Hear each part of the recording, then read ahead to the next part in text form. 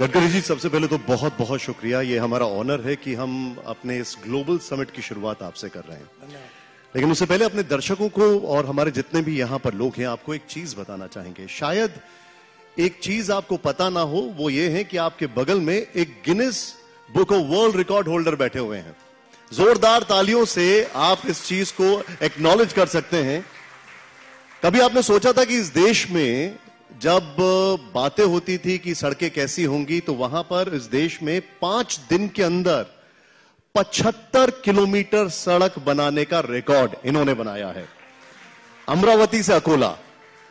गडकरी जी, सबसे पहले तो एक चीज है, ये पूरी दुनिया में economic crisis, lockdown, labour movement चल रहा था।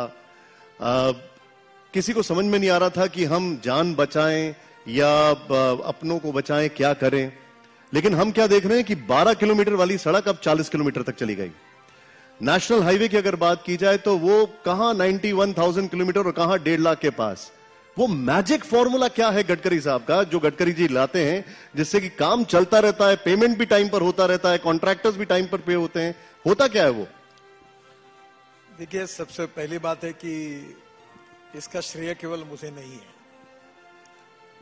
मैं बहुत बचपन में जब विद्यार्थी परिषद का काम करता था, तो एक बहुत अच्छा उदाहरण हमको मिला था कि ए नाम के व्यक्ति ने ए स्क्वायर काम किया और बी नाम के व्यक्ति ने बी स्क्वायर काम किया, तो total work is A square plus B square. But when A and B comes together, thinks together and works together, A plus B bracket में स्क्वायर, इसका जवाब आता है A square plus B square plus twice A B. And that's twice A B is a result of collective team spirit. और इसलिए engineers, contractors, consultants सभी रात दिन काम करते हैं। मैं उनके पीछे खड़े रहता हूं और सबके परिश्रम और मेहनत के कारण, टीम वर्क के कारण ये काम होता है। अगर ये श्रेय है तो मुझे अकेले को नहीं है, काम करने वाले उन लाखों लोगों को है जिनके कारण ये काम हो सके। आप थोड़ी देर पहले मुझे इनोवेशन की बात बता रहे थे, हम आपसे बात कर रहे थे। हमारे सहयोगी उस अमरावती स्ट्रेच पर गए, बताया कि हल्दर के पेड़ लगाएं जिससे कि चिड़िया घोंसला बना सके। सड़क किनारे पॉन्ड्स बनाए गए हैं जिससे कि रेन वाटर हार्वेस्टिंग हो। इनोवेशन के लिहाज से भारत इंफ्रास्ट्रक्चर पर अभी क्या कर रहा है, थोड़ा सा संक्षेप में सर। मैं विशेष रूप से आपसे चैनल के मुख्य संपादक को और आपको एक रिक्वेस्ट करूंगा, चाहे मेरा फोटो और मेरी बात मत छापिए, पर ये जो मैं काम कर रहा हूं इसको थोड़ा आंध्र, कर्नाटक, तेलंगाना, तमिलनाडु यहां लेके जाइए। ये जो रोड की आपने बात की, इसी रोड पर अकोला लगता है और अकोला में पंजाबराव कृषि विद्यापीठ है और वहां अकोला के उसके पहले बोरगांव मंजू गांव लगता है, वहां वेटरनरी यूनिवर्सिटी की जगह है। तो ये रोड बनाते समय हमने एक बहुत बड़ी बात की है जो ऐतिहासिक है। इस रोड के लिए जो मिट्टी लग रही थी, तो हमारे पंजाबराव कृषि यूनिवर्सिटी जो थी, एग्रीकल्चर यूनिवर्सिटी, उनके पास 8,500 एकड़ जमीन थी पर पानी नहीं था। आपको पता होगा कि देश में सबसे ज्यादा फार्मर सुसाइड्स, किसानों की आत्महत्या अकोला, अमरावती, बुल्ढाना, यवतमाल और वर्धा डिस्ट्रिक्ट में हुई है। यहां पानी की समस्या है। तो मैंने उस समय महाराष्ट्र के मुख्यमंत्री देवेंद्र जी को एक रिक्वेस्ट की थी कि मुझे रोड के लिए मिट्टी लगती है, एग्रीगेट लगती है, तो मैं नदी नालों का खोलीकरण और रुंदीकरण करके दूंगा और जहां चाहिए वहां लेक बना के दूंगा अपने पैसे से, फ्री ऑफ चार्ज, और उसमें पानी स्टोर होगा और आपकी पानी की समस्या सुलझाई जाएगी। मैं रिक्वेस्ट करूंगा कि इस प्रोजेक्ट को देखने के लिए आप जाइए। मैंने 36 तालाब बने हैं और उस तालाब में पानी है और उसकी मिट्टी निकालकर रोड में यूज की, नदी नालों का खोलीकरण किया और इन 36 तालाबों के कारण 10,000 एकड़ जमीनों का सिंचन हुआ। 22,000 कुएं रिचार्ज हुए, जो 1 घंटा चलते थे वो 24 घंटे चलने लगे और करीब 68 गांवों का पीने का प्रॉब्लम सॉल्व हो गया, एक पैसा न खर्चा करते हुए। हमारे यहाँ कहावत है, आम के आम गुठली के दाम। तो ये एक पैसा खर्चा। फिर हमने बुल्ढाना में, आपने अजिंठा मालूम होगा, अजिंठा से बुल्ढाना 15,000 लोग जो भेड़ बकरी संभालते थे, धनगर समाज के, वो माइग्रेट होते थे। पूरे रोड को हमने वाटर कंजर्वेशन में नदी नालों का खोलीकरण किया, तालाब बनाए। अब कोई नहीं जाता, गांवों को पानी मिला, करीब हजारों एकड़ जमीन पानी के नीचे आई, कुएं रिचार्ज हुए, वहां ग्रीनरी आई और वहां का सूखा समाप्त हुआ और एक पैसा खर्चा ना करते हुए। अब रेलवे काम कर रही है, रोड काम कर रही है, सब जगह मिट्टी लगती है। तो क्यों नहीं हम ये प्रयोग पूरे नीति आयोग को भी मैंने दिया, उन्होंने भी इसको स्वीकार किया है। आप इसका प्रचार करिए, क्योंकि पानी की समस्या जो है ये दिल्ली वाले नहीं समझ सकते। पानी की समस्या गुजरात, राजस्थान, महाराष्ट्र, कर्नाटक, तेलंगाना, आंध्र प्रदेश, छत्तीसगढ़, ओडिशा, झारखंड और ये केरल, इस केरल में उतनी नहीं, इस सब बातों में समस्या है। तो मेरा अनुरोध है कि एक अच्छा स्लोगन लेके आप कार्यक्रम चलाइए, जो मैं कहता हूं लोगों को लगे तो वो आप ले लीजिए। दौड़ने वाले पानी को चलने के लिए लगाओ, चलने वाले पानी को रुकने के लिए लगाओ, और रुके हुए पानी को जमीन को पीने के लिए लगाओ। गांव का पानी गांव में, खेत का पानी खेत में, घर का पानी घर में। मैं आपको बताता हूं, ये जैसे आप बैंक में पैसा डिपॉजिट करते हो, फिक्स डिपॉजिट, वैसे पानी को डिपॉजिट करिए जमीन के अंदर। कहीं 24 घंटे पानी मिलेगा, कहीं पीने की पानी की किल्लत नहीं होगी, सिंचाई बढ़ेगी, एग्रीकल्चर ग्रोथ रेट बढ़ेगा, गांवों में रोजगार निर्माण होगा, गांव समृद्ध संपन्न होंगे, कोई एस्पिरेंट डिस्ट्रिक्ट 122 से कोई नहीं रहेगा, और देश आत्मनिर्भर भारत बनेगा। मुझे गडकरी जी आपकी एक बात से एक चीज याद आई। आज से 3-4 साल पहले की बात है, जब आपसे हम इंटरव्यू कर रहे थे तो आपने कहा था कि दिल्ली कई सारी चीजें नहीं समझता है जो वहां पर होती हैं, दिल्ली के लोग खासकर। लेकिन मैं एक चीज समझना चाह रहा हूं कि बात क्लियर कर दूं, मेरे अर्थ का गैर अर्थ न निकले। नहीं बिल्कुल नहीं। उत्तर प्रदेश बिहार में गंगा यमुना बहती है और बरसात भी आती है, तो यहाँ क्या है कि आपके यहाँ पानी 8 फीट पे मिल जाता है। मेरे खेत पर 450 फीट पे पानी निकलना पड़ा, क्योंकि पानी नहीं है। तो पानी की अवेलेबिलिटी यहाँ है और पानी की अवेलेबिलिटी यहाँ नहीं है, इस सेंस में मैंने उसको कहा। आपको बिल्कुल मिसकोट नहीं किया जाएगा, कई बार इस चीज से आप बचते हैं, मैं समझ सकता हूं। लेकिन क्या दिल्ली ये समझ रहा है कि आखिर एक बहुत अच्छी योजना आपने निकाली, उसको लेकर जो सड़कें आप बना रहे हैं उस सड़कों पर युवा आ गए हैं, प्रोटेस्ट शुरू हो चुका है, बिहार से शुरू होता है, हरियाणा, पंजाब, राजस्थान, मैं बात कर रहा हूं अग्निपथ योजना की। ये विरोध को आप कैसे देख रहे हैं, आपका असेसमेंट क्या है इसको लेकर? देखिए, पहली बात तो ऐसे कि मैं सड़कों के संबंध में आपको बताऊंगा।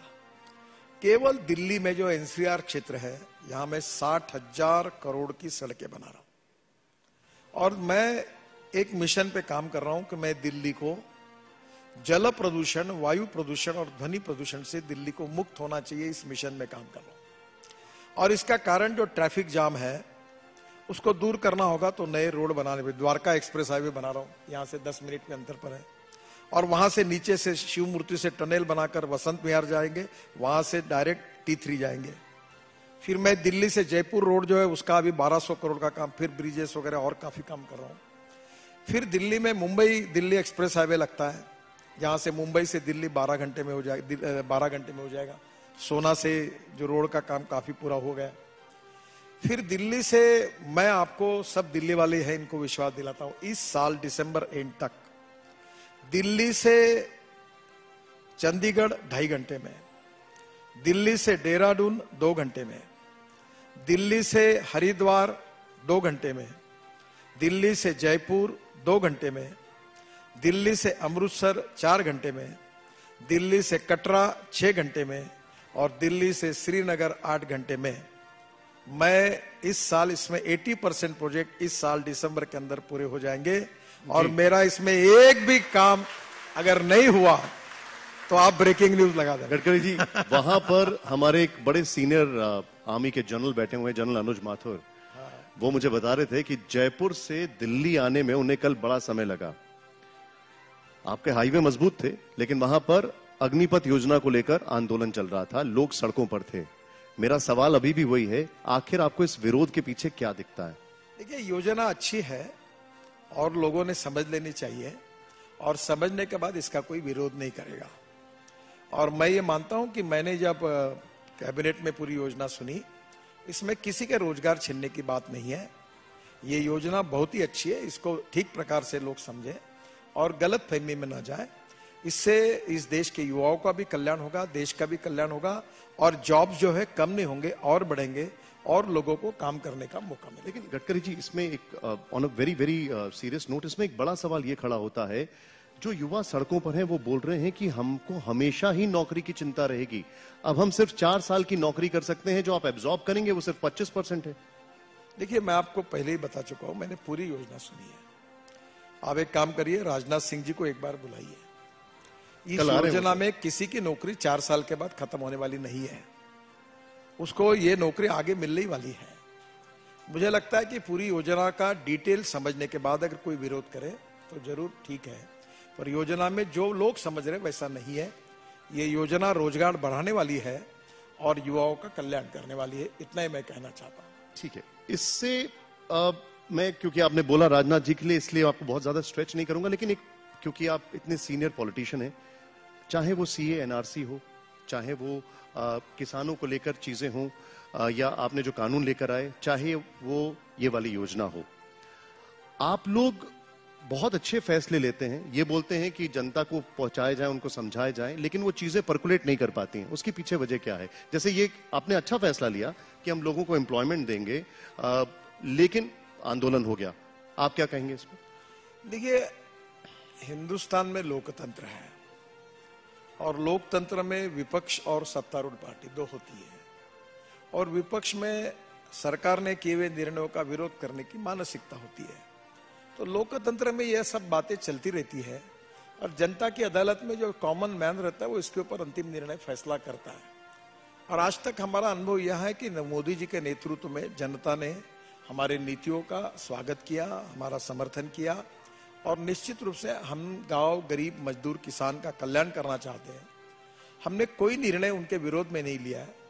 किंबोना हमारी सरकार ने पिछले 50-60 साल में जितना गरीबों के लिए काम नहीं हुआ, उतना हमारे 7 साल में मोदी जी के नेतृत्व में हमारी सरकार ने अच्छा काम करके दिखाया है। और निश्चित रूप से आम जनता के मन में ये बात पहुंची है, इसीलिए चुनाव में जीत भी मिलती है, सफलता भी मिलती है और जन समर्थन भी होता है। ये लोकतंत्र का तकाजा होता है कि आंदोलन करने का अधिकार भी विपक्ष का होता है। तो कभी कभी कुछ गलतफहमी से जब कन्विंस नहीं हो सकता तो कंफ्यूज करो, इस बात से कभी कभी ऐसे आंदोलन खड़े होते हैं, पर जब वो समझ लेते हैं तो वो आपको इसके पीछे एक पॉलिटिकल हैंड ज्यादा दिखाई देता है? मैं इस पर कोई ज्यादा टिप्पणी नहीं करना चाहता, क्योंकि ये मेरे डिपार्टमेंट का विषय नहीं है। ठीक है, परंतु मुझे विश्वास है कि इन सब बातों के ऊपर सरकार की भूमिका युवाओं के हित में है, गांव, गरीब, मजदूर, किसानों के हित में है, देश के कल्याण में है।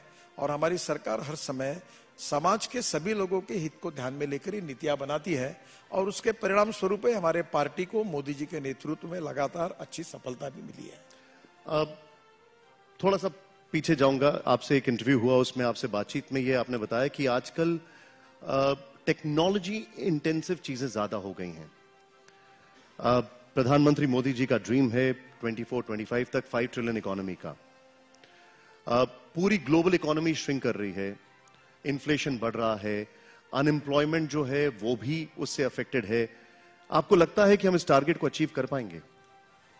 देखिए, जितने लोग हैं उतनी समस्या है, समस्याओं की कमी नहीं है। पर मैं अक्सर एक बात, मैं भी काम करता हूं, मुझे अड़चनों की कमी नहीं है, पर मैं अक्सर एक बात ध्यान रखता हूं कि there are some people who convert problems into opportunities and there are some people who convert opportunities into the problems. तो मुझे लगता है कि प्रॉब्लम्स को अपॉर्चुनिटी में स्वीकार करो। और दूसरी एक बात, मुझे आपका आज की थीम बहुत पसंद आई। मैं विद्यार्थी था, जब काम करता था तो काम करते करते चुनाव हारते थे हम लोग, कोई जीतते ही नहीं थे, जो चुनाव लड़ते वो हारते थे। तो मेरे एक मित्र ने मुझे एक किताब प्रेजेंट की, वो बड़ी विचार करके दी, वो रिचर्ड निक्सन की ऑटोबायोग्राफी थी, और उसने कहा कि नितिन तुम ये पढ़ो। तो वो आईआईटी का उस समय स्टूडेंट था, मैं जब वो किताब पढ़ रहा था तो उसमें एक सुंदर वाक्य लिखा था। रिचर्ड निक्सन अमेरिका के प्रेसिडेंट थे, और वाटरगेट के कारण, अब वो इतिहास बहुत पुराना हो गया, उनको वॉशिंगटन में एक एरिया में लोगों ने रहने के लिए भी मना कर दिया। तो उस समय उन्होंने अपनी वो जीवनी लिखी थी, उसमें एक सुंदर वाक्य था। वो वाक्य ये था कि the man is not finish when he is defeated, but he is finish when he quits. युद्ध में हारने के बाद कोई समाप्त नहीं होता, युद्ध भूमि छोड़कर भाग जाता है तो समाप्त होता है। अब समस्या किसके पास नहीं है? टीवी 9 को नंबर 1 करना है तो रोज नंबर 2 वाला आपके लिए लड़ रहा कि मैं नंबर 1 कैसे बनूं। टीआरपी एक दूसरे की छीनने की कोशिश होती है। ऐसा कौन व्यक्ति है जो समस्याओं का सामना नहीं कर रहा? Life is full of problem. तो प्रॉब्लम को न डरते हुए हिम्मत के साथ उसके ऊपर मात करके आगे जाना ही जिंदगी है, जिंदा दिली उसी का नाम है। और इसलिए क्राइसिस होते रहेंगे, समस्याएं बढ़ती रहेगी, हम चलते रहेंगे और आखिरी में हम जीतेंगे और हिंदुस्तान को विश्व गुरु बना के दिखाएंगे। ये हमारी पॉजिटिव इच्छा शक्ति और विश्वास, ये महत्वपूर्ण है। आपने हमारे टॉपिक, एक बात और भूल गया जी जी, कि जैसे इतिहास, संस्कृति, विरासत, मूल्याधिष्ठित जीवन पद्धति, परिवार पद्धति, शिक्षा पद्धति, ये जैसी हमारी स्ट्रेंथ है, आयुर्वेद है, योग विज्ञान है, वैसे इसके साथ दो चीजों को भी आप आग्रह से जोड़ दो। वो है knowledge as a power, innovation, entrepreneurship, science, technology, research, skilled and successful practices. We name it as a knowledge and conversion of knowledge into wealth is the future. तो एक बात यह है कि हम टेक्नोलॉजी सेवी हो और नॉलेज के साथ आगे जाए। दूसरी थ्योरी जो मैं आपको बताऊंगा कि no one is waste, no material is waste, it is depending upon the appropriate leadership and appropriate vision that you can convert waste into wealth। तो ये दो बातों के आधार पर हमको देश को आगे ले जाना है और मेरा विश्वास है कि हिंदुस्तान एक तरफ सब इतिहास, संस्कृति, विरासत को लेकर आगे चल रहा है, जो हमारी विशेषता है। हम विश्व गुरु बन रहे हैं, लोग देख रहे हैं हमारी अध्यात्म को, हमारी स्पिरिचुअल विज्ञान को। और दूसरी ओर हम लोग इलेक्ट्रिक कार बनाएंगे, हम चंद्रयान पर चंद्रयान करेंगे, हम लोग सैटेलाइट छोड़ेंगे, हम लोग नई फ्यूल तैयार करेंगे। अभी वर्ल्ड में झगड़ा क्या है? तीनों बातों का है, फूड, फ्यूल एंड फर्टिलाइजर। अब हमको आत्मनिर्भर भारत बनना है तो हर चीज में जितना इंपोर्ट कर रहे हैं उतना देश में तैयार करेंगे। अभी सेमीकंडक्टर का शॉर्टेज है, तो मैं वो इंटेल कंपनी के चेयरमैन, उनके साथ वैष्णव जी और मैं और राजीव चंद्रशेखर मुलाकात हुई, तो मैंने उनको जब ऑटोमोबाइल इंडस्ट्री का मेरे पास काम है, मैंने कहा ये 6.5 लाख की, ये 15 लाख करोड़ की 2024 तक होगी, पूरे दुनिया में हमारे देश से ऑटोमोबाइल पूरा एक्सपोर्ट होगा, इतने सेमीकंडक्टर लगेंगे, आप यहाँ एक्सपेंशन करो।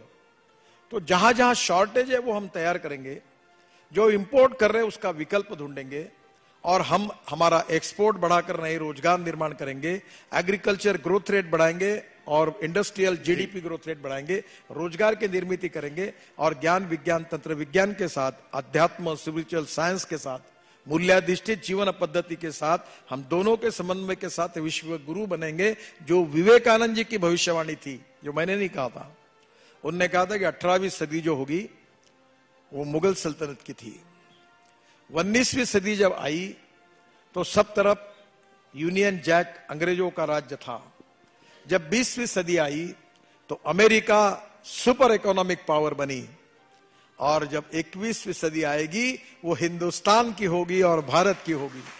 और मैं विश्वास के साथ कहता हूं कि निश्चित रूप से सुपर पावर आप बनने की बात कर रहे हैं, मैं आपसे एक चीज समझना चाहूंगा, इस सुपर पावर बनने में कई सारी अड़चनें भी हैं। जैसे आपने थोड़ी बहुत देर पहले जिक्र किया, प्रधानमंत्री जी की एक और योजना है, एक और उनका बहुत बड़ा ड्रीम है नेट एमिशन, जीरो एमिशन को लेकर 2070 का टारगेट है। शिकागो जो पॉलिसी रिसर्च है एनर्जी, उन्होंने कहा कि दिल्ली में 10 साल उम्र कम हो रही है because of air pollution. Fuel second factor जो आपने जिक्र किया, हम इससे कैसे निपटेंगे? देखिए, ethics, economy, ecology and environment, और मैं इसी विषय जो मेरी आस्था का है, और सुप्रीम कोर्ट के चीफ जस्टिस ने मुझे बोला था कि आप, मैं अक्सर इस पे बोलता हूं, तो उन्होंने कहा था कि आप इस पर एक प्रेजेंटेशन तैयार करके हमें दो। तो मैंने वो तैयार किया हुआ प्रेजेंटेशन की कॉपी शायद मैंने दी है, तो मैं फिर से आपको दूंगा। मैं छोटी बात बताता हूं। प्रदूषण 3 प्रकार के, air pollution, water pollution, sound pollution. पहले आप एयर पोल्यूशन में जाए। दिल्ली के एयर पोल्यूशन में 40% कंट्रीब्यूशन है पेट्रोल डीजल का। अब हम इलेक्ट्रिक कार ला रहे, इलेक्ट्रिक स्कूटर ला रहे, इलेक्ट्रिक ऑटो रिक्शा ला रहे, इलेक्ट्रिक बस ला रहे, और आज आप मुझे बताते खुशी हो रही, इसी होटल में मैं जब आता था और बोलता था तो मुझे सवाल पूछते थे, फिर चार्जिंग कैसे होगा, फिर रास्ते में गाड़ी बंद होगी तो क्या होगा, फिर बैटरी कहां से आएगी, वो देश में बनती क्या। अब देश में विद्वानों की कमी नहीं है तो सवाल पूछने वाले बहुत थे। कब तक आपको लगता है कि अब आपको मैं बता रहा हूं, अब कार 4 व्हीलर के लिए वेटिंग लिस्ट है, इलेक्ट्रिक, और मेरे घर पे चिट्ठी मांगने के लिए आते हैं कि आउट ऑफ टर्न मुझे गाड़ी देने के लिए आप पत्र दो। लेकिन सर वो उनका मैं penetration खत्म बहुत कर दूं, limited है। मैं थोड़ा आपको हाँ। इसका समझूं। इलेक्ट्रिक, फिर अभी पेट्रोल का, मैं 5 साल में पेट्रोल को इस देश में, ये मेरा इच्छा है, मैं हो पाऊंगा सक्सेस या नहीं बता पाऊंगा। मैंने क्या किया कि इथेनॉल तैयार हुआ अभी देश में, किसान तैयार कर रहा है, शुगर केन जूस, मोलाइसेस, बीएबी मोलाइसेस से इथेनॉल बनता है, फिर ब्रोकन राइस से बनता है। अभी तो पानीपत में परली से 1 लाख लीटर इथेनॉल और 150 टन बिटुमिन, इंडियन ऑयल का प्लांट शुरू हो रहा है, तो परली से इथेनॉल बन रहा है। तो इथेनॉल की इकोनॉमी अब आगे जा रही है। अभी 450 करोड़ इथेनॉल तैयार हो रहा है, 2000 करोड़ तक जाएगा। अब मैंने नई बात लाई है जो दिल्ली का पोल्यूशन कम करेगा, और आप सब लोगों को अनुरोध करूंगा कि 3 महीने के बाद जब गाड़ी खरीदना है तो इलेक्ट्रिक की खरीदे या फ्लेक्स इंजन की खरीदी गई। फ्लेक्स इंजन का मतलब यह है जो Toyota, Honda, Suzuki, Bajaj, hero, TVS, सब 2 व्हीलर और ऑटो रिक्शा सब इसमें आ रही। फ्लेक्स इंजन का मतलब ऐसा है कि 100% पेट्रोल और 100% इथेनॉल। इथेनॉल का रेट है 60 रुपए लीटर और पेट्रोल का 120 रुपए लीटर, आधी प्राइस में मिलेगा। इथेनॉल के कैलोरी की value, 1 litre petrol equal to 1 litre 300 ml ethanol था। मैंने रशिया में देखा और वो साइंटिस्ट ने कुछ किया, उनको मैंने इंडिया में बुलाया। मैंने उनसे स्टडी करने के बाद मैंने हमारे पेट्रोलियम मंत्री पुरी साहब को और इंडियन ऑयल के चेयरमैन वैद्य साहब और इनके फरीदाबाद के लेबोरेटरी के राम कुमार, उनको बुलाया और उनको उनकी मुलाकात करके दी। सबने मुझे कहा ये इम्पॉसिबल है। अब फरीदाबाद में इंडियन ऑयल ने 3 महीना प्रयोग करके पूरे टेस्ट की और उन्हें सर्टिफाई किया कि ये टेक्नोलॉजी सक्सेसफुल है। यानी जितना पेट्रोल का एवरेज मिलेगा उतना इथेनॉल का मिलेगा, यानी 1 litre petrol equal to 1 litre ethanol. अब टीवीएस की स्कूटर बाइक आ गई, बजाज की स्कूटर बाइक ऑटो रिक्शा आ गई, हीरो की स्कूटर आ गई। अब 120 रुपए पेट्रोल लेने कर प्रदूषण करने के बजाय 60 रुपए लीटर का इथेनॉल वाली बाइक खरीदी करी है। कार में अब एक टोयोटो कंपनी है, उनकी एक कैमरी करके गाड़ी थी जो पेट्रोल पे चलते चलते 60% पेट्रोल पर और उसी से 40% बिजली तैयार करती थी। अब टोयोटो नई गाड़ी ला रहा है, वो ऐसी है कि 100% इथेनॉल, नो पेट्रोल, और उसमें से 40% 60% इथेनॉल पे चलेगी और 40% बिजली साहब। लेकिन अब आपने एक चीज बोली है तो मैं थोड़ा सा आपको इंटरजेक्ट करूंगा। आपने टोयोटा की गाड़ी का जिक्र किया, जीएसटी उनके ऊपर इतना बढ़ा दिया हाइब्रिड कार्स के ऊपर कि उनको वो गाड़ी बनाना बंद करना पड़ा। उनकी प्रयास गाड़ी थी वो बनानी बंद करी क्योंकि जीएसटी इतना ज्यादा उसके ऊपर हो गया। ये सवाल मैंने आपसे पहले भी पूछा है जहां तक मुझे याद हो, लेकिन कुछ वेलकमिंग चीजें हम लोगों को करनी चाहिए। सुधार देता हूं, पेट्रोल गाड़ी पर 48% जीएसटी है लग्जरी कार पर, और इलेक्ट्रिक गाड़ी पर 5% है, 12% या 5% कुछ मॉडल देख के आया। तो पहली बात तो ऐसी है कि वो जीएसटी जितना उसके ऊपर है, पर अभी जैसे मेरे पास इलेक्ट्रिक गाड़ी है तो मैं पहले 20,000 से 25,000 रुपए महीना पेट्रोल पे खर्चा करता था। अब मेरा इलेक्ट्रिक का खर्चा 1,500 रुपए महीना हो। तो मुझे बताओ 18,000 रुपए महीने का सेविंग हो गया। आप जितने लोग पेट्रोल की गाड़ी यूज कर रहे हो वो इलेक्ट्रिक की लो, और मैं 1 साल के अंदर, मेरा ये प्रयास है और मेरा प्रयास भी है कि 1 साल के अंदर पेट्रोल के गाड़ी के बराबर इलेक्ट्रिक गाड़ी की कीमत हो जाएगी और फ्लेक्स इंजन की भी कीमत हो जाएगी। ये वेलकम, तो नेचुरली आपको कॉस्ट में कोई फर्क नहीं पड़ेगा और इधर फ्यूएल में सेविंग हो जाएगा। वेलकम। एक छोटा सा बात रह गया जो दिल्ली की बात पूछी कि फ्यूएल को हम बदलेंगे तो पोल्यूशन कम होगा। परली का यूज करेंगे जो लाते उसमें सीएनजी एलएनजी परली से बनाएंगे, इथेनॉल बनाएंगे तो कम हो जाएगा। फिर दिल्ली में कंस्ट्रक्शन के लिए प्रीकास्ट टेक्नोलॉजी मैंडेटरी करनी चाहिए ताकि सीमेंट और ये इधर उधर नहीं जाएगा। और दिल्ली में सबसे इंपॉर्टेंट चीज है कि हमने परली को जलना बंद किया और ये जो डीजल और पेट्रोल अगर कम हो गया और ग्रीन फ्यूएल आ गई तो दिल्ली का प्रदूषण बिल्कुल कम हो जाएगा और दिल्ली प्रदूषण से मुक्ति होगी। इसके अलावा और भी बहुत सी बातें हैं जो उस प्रकार से प्रयास जल प्रदूषण के लिए, वायु प्रदूषण के लिए और ध्वनि प्रदूषण के लिए करना। अब एक छोटी बात बताता हूं, अभी एक रिसर्च हुआ है जी कि कुछ स्पेसीज ऐसी है कि जो आप लगाएंगे तो वो CO2 को एक्सप्लोर करते हैं। अब मैं CO2 में भी वैल्यू एडिशन करने की टेक्नोलॉजी आई है और आपको बता दूं, आपको ये होटल से 2 मिनट के डिस्टेंस पर ये धौला कुआं है। मैं दिल्ली के लिए बहुत नया हूं, मैं नागपुर से आता था हवाई जहाज से 1 घंटा 20 मिनट में और धौला कुआं में 1 घंटा ऊपर देखता था, यही ट्रैफिक जाम होता था। तो मैंने हमारे लोगों को कहा यार इसको प्रॉब्लम सॉल्व नहीं। सर बोले ये रोड हमारा नहीं है। हमारा रोड ब्रिज जहां रुकता है खत्म होता है, वहां एनएच खत्म होता है। बोला हम नहीं कर सकते। बोला ऐसा तुम नहीं कर सकते, इधर आओ। मैंने ये ताज मानसिंह तक, ताज पैलेस तक बढ़ा दो एनएच को, लाओ फाइल इधर। मैंने ताज पैलेस तक एनएच बढ़ा दिया और अपने पैसे से ये पूरा जाम जो है वो सॉल्व किया। आज आप यहां से स्मूथली जा सकते हो। इसके एक स्पॉट के कारण कितना प्रदूषण कम हुआ। अब एक बात छोटी सी रह गई, दिल्ली पुलिस कमिश्नर को और एलजी को मैंने कहा है, एक पुलिस स्टेशन है कोने पे, मैंने कहा ये पुलिस स्टेशन तोड़ डालता हूं और बाजू में मैं अच्छा बना देता हूं 2 मंजिले का। वो रोड को अगर बढ़ा को तो उधर का भी जो रिंग रोड पे जाता है ट्रैफिक वो भी सॉल्व हो जाएगा। तो ये ट्रैफिक जाम एक जगह सॉल्व हो गया तो कितना प्रदूषण कम हो गया। फिर दिल्ली का पेरिफेरल रोड बनेगा, जैसे पंजाब हरियाणा उत्तराखंड हिमाचल से ट्रैफिक दिल्ली के बीच में आता था, राजस्थान महाराष्ट्र गुजरात जाता था, अब पूरा पेरिफेरल रोड बनाया। अब वो क्या हुआ कि कोई दिल्ली से राजस्थान, कश्मीर से राजस्थान और कहीं बाहर के बाहर चले जा रहे हैं।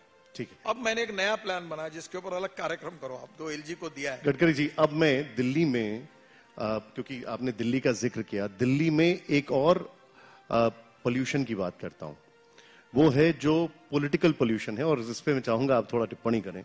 सबसे पहला सवाल है, आपकी पार्टी के जो नेता हैं वो बड़े ही ऐसे बयानात देते हैं जिससे कि पूरा माहौल पॉल्यूटेड हो जाता है।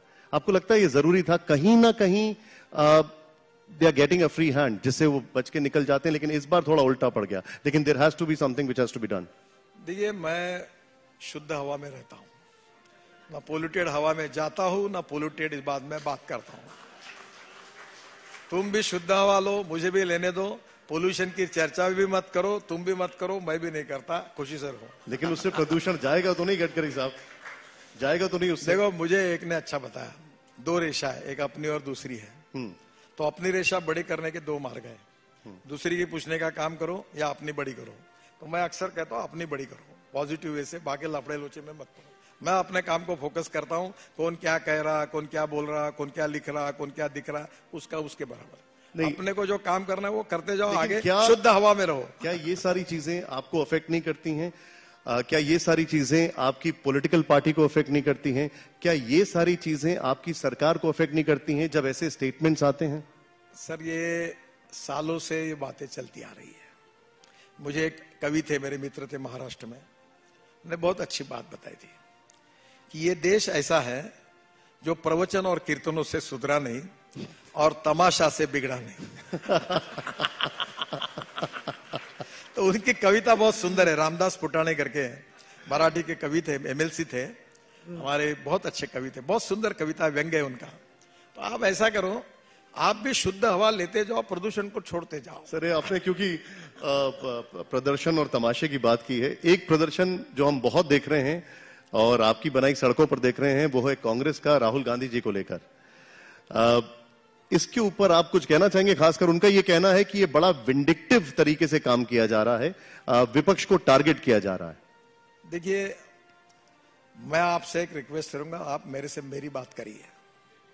मैं दूसरों की बात सोचता भी नहीं, देखता भी नहीं और करता भी नहीं। एक दुर्भाग्य से एक ऐसा हुआ है कि मेरा घर जो है वो सोनिया गांधी और मनमोहन सिंह जी के बीच में है। और मेरे घर से रास्ता कांग्रेस पार्टी के कार्यालय जाता है, तो रोज वहां मेरे घर पे आने वाले लोगों को आने नहीं देते, बंद हो गए। तो वही तकलीफ मेरे को, बाकी बातों से मेरा कोई ताल्लुकात नहीं है। लेकिन जिस स्टेट से आपका ताल्लुक है, उस स्टेट की अगर मैं बात करूं, और आप उस परिवार के बहुत क्लोज हैं, मुझे याद है वो इंटरव्यू में फिर से रेफरेंस ले रहा हूं आपको, जब आपने बताया था मुझे कि किस तरीके से आपने दोनों भाइयों को क्लोज लाने की कोशिश की थी ऑन रिकॉर्ड, उद्धव ठाकरे और राज ठाकरे, लेकिन वो नहीं हो पाया। क्या ये समझा जाए कि शिवसेना, जो कि आपका सबसे पुराना अलाय था और आज आपका सबसे कहा जाए स्टॉन्च विरोधी हो गया है, उसके साथ हमेशा के लिए दरवाजे बंद हो गए? आजकल मैं महाराष्ट्र में ज्यादा जाता ही नहीं और राष्ट्रीय राजनीति में हूं, तो पहले मुंबई नागपुर से मुंबई ज्यादा जाता था, आजकल मेरा मुंबई जाना ही बंद हो गया है। तो मुझे ज्यादा राजनीति की वहां पता सर नहीं। लेकिन अभी तो आप मुझे अमरावती और अकोला के हाईवे का जिक्र कर रहे थे हमारे साथ, महाराष्ट्र तो वहां भी अभी गया नहीं। अभी मुझे वही एग्रीकल्चर यूनिवर्सिटी ने डिलीट दी है, तो डिलीट लेने के लिए शायद मैं अब पहली बार उधर जाने वाला हूं, तब वो रोड देखूंगा। आप दिल्ली में रहते हैं, दिल्ली में तो ट्रैवल करते हैं। मैं जानना चाहूंगा प्रेसिडेंशियल इलेक्शन को लेकर क्या आपको लगता है कि कोई कंसेंसस बन सकता है? क्या ऐसा लगता है आपको बन सकता है? देखिए, मैं आपको विश्वास के साथ ये बताना चाहता हूं कि जिस प्रकार से एनडीए की सरकार मोदी जी के नेतृत्व में लगातार विकास की ओर बढ़ रही है और जनता का जो समर्थन हासिल हुआ है, तो निश्चित रूप में सबका साथ, सबका विश्वास, सबका सहयोग और सबका प्रयास, ये हमारी भावना है। और राजनाथ जी और नड्डा जी कोशिश कर रहे हैं कि पूरे सब लोग मिलकर यूनानिमसली निर्णय हो और इसमें सफलता मिलाने के लिए राजनाथ जी और नड्डा जी कोशिश कर रहे हैं। मेरा विश्वास है कि इसमें निश्चित रूप से सफलता मिलने की संभावना है। यही मेरा कंसर्न था आपसे, क्योंकि अभी जो राजनीतिक कटुता है उसके बीच में ये एक ऐसी पोस्ट है, कम से कम इस पर तो सब लोग एक साथ आए। क्या आपको लगता है ऐसी पॉसिबिलिटी लगती है? वैसे ऐसा हो सकता है? प्रयास तो हो रहा है और हर प्रयास के समय मन पॉजिटिव रखना चाहिए। आरिफ खान साहब, उनका नाम सामने आ रहा है। क्या आपको लगता है कि वो एक चॉइस कैंडिडेट हो सकते हैं दोनों की तरफ से? इस पर कोई टिप्पणी करना उचित नहीं है। पार्लियामेंट्री बोर्ड, पार्टी, सबकी सहमति से इसका निर्णय होगा और वो निर्णय करने का अधिकार पार्टी अध्यक्ष, प्रधानमंत्री उनका है और सबसे विचार विनिमय करके उचित समय पर उसका निर्णय होगा। मैं आपके ही डिपार्टमेंट की तरफ आता हूं। आपने बहुत अच्छी एक प्रयास किया फास्ट टैग का, लेकिन अब आज हम पढ़ रहे हैं कि किसी की गलत गाड़ी पार्क होगी तो कोई दूसरा 500 रुपए का उसको इनाम मिलेगा अगर वो फोटो खींचता है। आपको लगता नहीं इससे थोड़ा सा खतरनाक मामला इनकरेज हो जाएगा? नहीं, आप गलत जोड़ रहे हो। तो मुझे करेक्ट कर दीजिए सर, प्लीज। हाँ। आपको मैंने दूसरी बात कही। मैं दिल्ली वालों से मेरी एक शिकायत है और यहाँ बैठे हुए लोगों से थोड़ा माफ करें मुझे। ये बड़े धनवान लोग हैं, बड़े बड़े घर बनाते हैं, मार्बल लगाते, ग्रेनाइट लगाते और गाड़ी का पार्किंग नहीं करते, गाड़ी रोड पर खड़े करते। तो मेरे को ये बात का दुख है कि तुम अगर इतनी बड़ी बिल्डिंग बनाते हो तो अंडरग्राउंड पार्किंग ही बनाओ 4 गाड़ियों के लिए। तुम्हारी मर्सिडीज, तुम्हारी बीएमडब्ल्यू रोड पर खड़ी, जैसा हमने इनके लिए पार्किंग बनाया, तो ये ठीक नहीं है। तो मैंने ये कहा था कि ये विषय स्टेट एक कॉन्करेंट लिस्ट में है, तो पूरा भारत सरकार भी कानून नहीं बना सकती, पर मैं स्टेट गवर्नमेंट से विचार विनिमय कर रहा हूं कि इस प्रकार से रोड का उपयोग पार्किंग के लिए जो कर रहे हैं उसमें ऐसा एक कानून बनाया कि कोई भी व्यक्ति फोटो निकाल ले और वो गाड़ी उस समय कहां खड़ी थी और अगर वो रोड पर खड़ी है तो उसको समझो 1000 रुपए का फाइन लगाया जाता है, तो 500 रुपए फोटो निकालने वाले को मिले और 500 रुपए सरकार को। तो इसके बहाने तो भी लोग कम से कम पार्किंग बनाएंगे और सुधार होगा, ये मैंने कहा था। नहीं, लेकिन पर ये राज्य सरकार को कन्विंस करके करना पड़ेगा क्योंकि कॉन्करेंट लिस्ट में है। नहीं, लेकिन आपको लगता है कि इससे अब सारे फोटो खींचने वाले ही ज्यादा इनकरेज हो जाएंगे? रोजगार, पार्किंग बनाने वाले काम पर थोड़ा जो कानून तोड़ रहे हैं उनको निश्चित रूप से अगर फाइन होगा तो सुधार होगा और जो बेचारे खाली घूम रहे उनको रोजगार नहीं, उनको 500 रुपए मिलेंगे, उनको काम मिल जाएगा। एक आपके पहले टर्म में आप के पास जहाजरानी मंत्रालय भी था। आपने एक बहुत अच्छा प्रयास किया था, वो था वाटर हार्बर्स का। अब वो मंत्रालय आपके पास नहीं है। आपको लगता है उस पर अभी भी काम चल रहा है? क्योंकि वो हम लोग सब लोग उसको देख रहे थे कि वो एक बड़ा अच्छा मंत्रालय है, एक बहुत अच्छी प्रयास है, बहुत अच्छी कोशिश है। देखिए, जलमार्ग ये देश की सबसे बड़ी आवश्यकता है। अगर रोड से जाने के लिए 10 रुपए खर्चा लगता है, रेलवे से जाने के लिए 6 रुपए लगता है, तो जलमार्ग से जाने के लिए 1 रुपया लगता है। और इसलिए हमारे देश की लॉजिस्टिक कॉस्ट 16% है, यूरोपियन कंट्री में 12% है, चाइना में 8% है और हमारी जो ज्यादा है उसको कम से कम 6% अगर कम करना है तो हाईवे बड़े बनाने पड़ेंगे, वाटरवेज बनाने पड़ेंगे। और मैं आपको खुशी के साथ बता रहा हूं कि मैंने वाराणसी से हल्दिया 1350 किलोमीटर जलमार्ग बनाया है। वो मेरे का समय मुझे बनाने का मौका मिला। वाराणसी, हल्दिया, साहिबगंज और गाजीपुर 4 जगह मल्टी मॉडल हब बना है। लगभग वो सब पूरे हुए हैं। 40 रिवर पोर्ट बने हैं। फिर उत्तर प्रदेश के उप मुख्यमंत्री केशव मौर्य जी के आग्रह पर मैंने इलाहाबाद, प्रयागराज तक वाराणसी को जोड़ दिया है। फिर मैंने एक मेरी कल्पना थी कि पानीपत सोनीपत से, ये यमुना जो है निकलती है, पानीपत सोनीपत से जलमार्ग शुरू होगा, दिल्ली आएगा, दिल्ली से मथुरा, मथुरा से आगरा, आगरा से इटावा, इटावा से प्रयागराज होगा, तो पंजाब हरियाणा का माल direct South East Asia, Indonesia, Malaysia, China और नॉर्थ ईस्ट को जाएगा और इधर बहुत प्रगति होगी, एकदम फायदा होगा। अब उसमें मेरी ये भी कल्पना थी कि एमपीबीएस सी प्लेन, ये दिल्ली से उड़ेगा और 15 मिनट में ताजमहल के पीछे उतरेगा।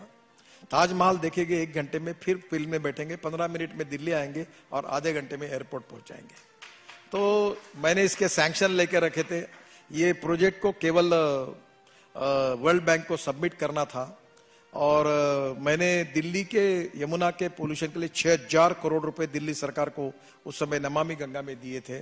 और दिल्ली के ये मथुरा के फ्रंट पर सिंगापुर में एक बहुत बड़ा रेक्लेमेट करके गार्डन बना है, वैसे 800 हेक्टेयर का वर्ल्ड का बड़ा गार्डन बनाने का भी प्लान दिल्ली के एलजी के साथ करके मैंने बनाया था, पर अब डिपार्टमेंट अब मेरे पास नहीं, उसका आगे क्या हुआ मुझे पता नहीं। एक और चीज जो हम आपसे समझना चाहेंगे, क्योंकि आप जिस सेक्टर को देखते हैं वहां पर पहले एम्प्लॉयमेंट बहुत अच्छा हुआ करता था, लेकिन टेक्नोलॉजी के साथ उसके अपने लिमिटेशंस हैं। हमारे सामने एक बहुत बड़ी चुनौती है पोस्ट कोरोना और अब जो क्राइसिस आ रही है अनएम्प्लॉयमेंट की, और खासकर उस लेबर की जो कि रूरल सेक्टर में है, उस लेबर की जो कि व्हाइट कॉलर है। इसको कैसे एड्रेस किया जाएगा? देखिए, अगर देश में रूरल और एग्रीकल्चर में बिहार और यूपी जैसे में अगर कम से कम 500 इथेनॉल के प्रोजेक्ट खुलेंगे तो किसानों को फायदा होगा और वहां लड़कों को रोजगार मिलेगा। नहीं, लेकिन सर वो एग्जीक्यूट हो पाएगा उस लेवल पर? देखिए, जैसे अभी आपने एक मंत्रालय का जिक्र किया, मैं आपको थोड़ा सा वो पास ऑन हो पाएगा कि नहीं हो पाएगा? इकोनॉमिक आंसर देता हूं। इस देश में 22 to 24% GDP contribution manufacturing sector से है, 52 से 56% सर्विस सेक्टर से है और 10 से 12% एग्रीकल्चर से है। अब अगर एग्रीकल्चर में वैल्यू एडिशन करके agro processing industries, pre cooling plant, cold storage, forest based industry, agro MSMEs खुलेंगी तो जो 122 एस्पिरेंट डिस्ट्रिक्ट्स हैं उसमें रोजगार निर्माण होगा, उसमें ग्रोथ रेट बढ़ेगा। और मेरा विश्वास है कि आने वाले समय में निश्चित रूप से हम एग्रीकल्चर, रूरल और ट्राइबल और फॉरेस्ट सेक्टर को हम बढ़ा रहे हैं। फिर हम टूरिज्म बढ़ा रहे हैं। जैसे टूरिज्म में 46% कैपिटल इन्वेस्टमेंट एम्प्लॉयमेंट खड़ी करती है। वैसे बद्रीनाथ, केदारनाथ, गंगोत्री, यमुनोत्री हम लोग ऑल सीजन रोड बना रहे हैं, तो लोग साल भर बद्रीनाथ जाएंगे तो रोजगार बढ़ेगा। अभी हम लोग मानस सरोवर का रोड बना रहे हैं। हम इधर विशेष रूप से बुद्ध सर्किट का रोड अभी लगभग 20,000 करोड़ का बना रहे हैं। फिर अयोध्या में 20,000 करोड़ के रोड बना रहे हैं। अब इसके सबके कारण महाराष्ट्र में देहू पंढरपुर, आळंदी पंढरपुर पालखी मार्ग बना रहे हैं। तो इन सब से क्या होगा कि रिलीजियस टूरिज्म, एडवेंचर स्पोर्ट्स, कई जाकर हिल स्टेशन पर जाने के लिए रोड अच्छे बनने से हमारा टूरिज्म बढ़ेगा और टूरिज्म से बहुत बड़ा रोजगार बढ़ेगा। अभी आपको बताओ, इस साल बहुत बड़े प्रमाण पर लोग नॉर्थ ईस्ट गए हैं। क्यों गए? क्योंकि नॉर्थ ईस्ट के रोड अच्छे बने, अरुणाचल, मेघालय, त्रिपुरा। तो मुझे लगता है कि हमको रोजगार की निर्मित करनी चाहिए और ऐसी इकोनॉमी बढ़ानी चाहिए जो देश में रोजगार निर्माण करेगी, देश की गरीबी दूर करेगी और देश की ग्रोथ को बढ़ाएगी। और वही हमारी नीति है, उसका परिणाम दिख रहा है। इसीलिए एक हाइपोथेटिकल सवाल पूछ रहा हूं, एक बहुत हाइपोथेटिकल सवाल है। क्या आपको लगता नहीं है कि वक्त आ गया है कि अब अर्बन मनरेगा के बारे में भी सोचा जाए? क्योंकि हम जिस तरीके से रिट्रेंचमेंट देख रहे हैं, क्या आपको लगता नहीं उसका वक्त आ गया है? बिल्कुल नहीं लगता। आप बोल रहे हो उसकी बिल्कुल जरूरत नहीं है। फिर उसका मैं क्या जब ऑल्टरनेट है? आपको बता रहा हूं कि मैं ट्रांसपोर्ट मंत्री हूं, मैं हवा की बात नहीं कर रहा हूं। क्या हम स्किल एक इंक्रीज कर रहे हैं मिनट सर? मैं आपको जवाब देता हूं। अभी हमारी total automobile industry 6.5 lakh crore की है। देश को सबसे ज्यादा जीएसटी देने वाली ये इंडस्ट्री है। 4.5 करोड़ लोगों को रोजगार देने वाली है।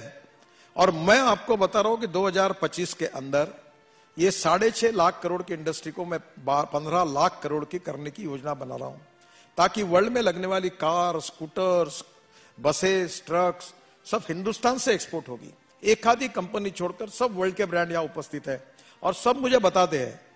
अब सुजुकी यहां से एक्सपोर्ट कर रही है, टोयोटो यहां से एक्सपोर्ट कर रही है, हमारी बजाज, टीवीएस और hero 50% of two wheeler production export कर रही है। अब मैं इसको अगर 2025 तक, मेरी कोशिश है कि अगर ये 15 लाख करोड़ की बनेगी तो 3 करोड़ नए जॉब्स क्रिएट होंगे और देश को सबसे ज्यादा रेवेन्यू देने वाली, स्टेट और सेंट्रल गवर्नमेंट को जीएसटी देने वाली इंडस्ट्री है।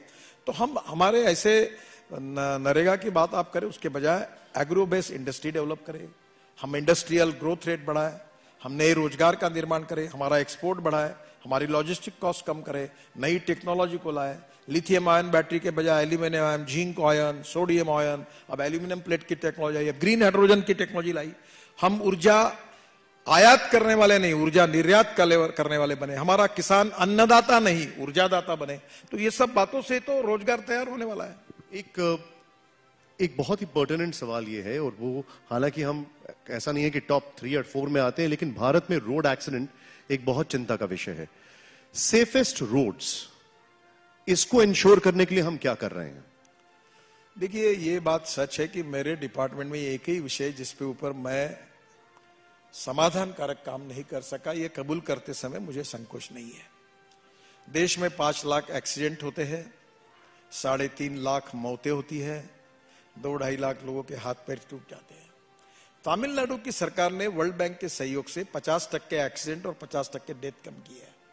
मैं लगातार कोशिश कर रहा हूं। इसमें ऑटोमोबाइल इंजीनियरिंग में सुधार किया हमने, रोड इंजीनियरिंग में सुधार किया है। इसमें एजुकेशन, जो लोगों का सहयोग चाहिए, अगर सिग्नल होने के बाद भी जाएंगे, स्कूटर घुसा देंगे तो क्या होगा, फुटपाथ बनाने के बाद भी रोड से चलेंगे तो क्या होगा, रेड सिग्नल होने के बाद भी गाड़ी घुसा देंगे तो क्या होगा। तो एजुकेशन लोगों का करना, रूल्स ऑफ द रोड के इंप्लीमेंट करने के लिए। और दूसरी ओर इमरजेंसी में अगर एक्सीडेंट होते तो आजकल सब ट्रांसप्लांट हो रहे हैं, पेट ट्रांसप्लांट हो रहा है, सब ऑर्गन्स हो रहे हैं। तो हमको आने वाले समय में मेडिकल हेल्थ सर्विसेज में भी सोचना होगा, और सब लोगों के सहयोग से हमको कम से कम 50% डेथ और 50% हमारे एक्सीडेंट्स को कम करने का टारगेट मैंने तय किया है। हम कोशिश कर रहे हैं, इसमें जितना काम खूब कर रहे हैं, मेहनत कर रहे हैं, पर सफलता जितनी चाहिए उतनी नहीं मिली है। आप सबके सहयोग से इसमें रोड सेफ्टी में आप भी मदद करिए। निश्चित रूप से लोगों के सहयोग से इसमें सफलता मिलाने की हम कोशिश करेंगे। एक लास्ट सवाल है मेरा आपसे, थोड़ा पर्सनल है, लेकिन गडकरी जी का पर्सनल या पॉलिटिकल एम्बिशन अब क्या बाकी है? मैं एम्बिशन लेस व्यक्ति हूं। मैंने कभी किसी को हार नहीं डाला और मेरा बायोडाटा नहीं छपा।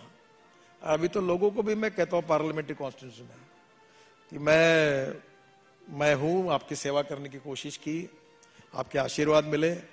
जब तक आपको अच्छा लगता है मुझे वोट दीजिए। सामाजिक काम करता हूं, 10% पॉलिटिक्स करता हूं। मैं handloom, handicraft, organic farming, ethanol, biofuel, अलग अलग प्रकार का। आप मेरा काम देखने के लिए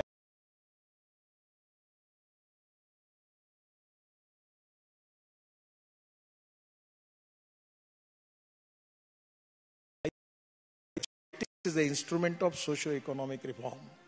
और मैं अपना घर परिवार सुरक्षित रखकर ईमानदारी से काम करके मैं देश के लिए कुछ करना चाहता हूं जी।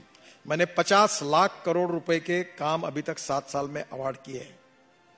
और मैं आपके सामने नम्रता पूर्वक ये कह सकता हूं, छाती निकालकर, कि एक भी कॉन्ट्रैक्टर आपको ऐसा मिलेगा नहीं कि जिसको अपना कॉन्ट्रैक्ट लेने के लिए मेरे घर आना पड़ा। Time bound, quality conscious, result oriented and corruption free काम करने की हमने कोशिश की है। बहुत कुछ काम हुआ है, कुछ होना बाकी है। हम और मेहनत करेंगे, काम करते रहेंगे, देश के लिए काम करेंगे, गरीब के लिए काम करेंगे।